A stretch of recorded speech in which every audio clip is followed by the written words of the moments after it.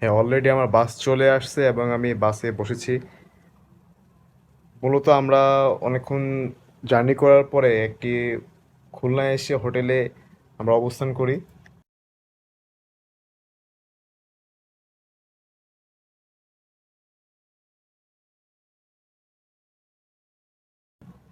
এরপরে আমরা পানসী হোটেল রয়েছে, রেস্টুরেন্টে আমরা যাই। সেইখানকার আমরা খিচুড়ি আর যে মুরগি রয়েছে আমরা খেয়েছিলাম, খুবই টেস্ট ছিল খাবারটা।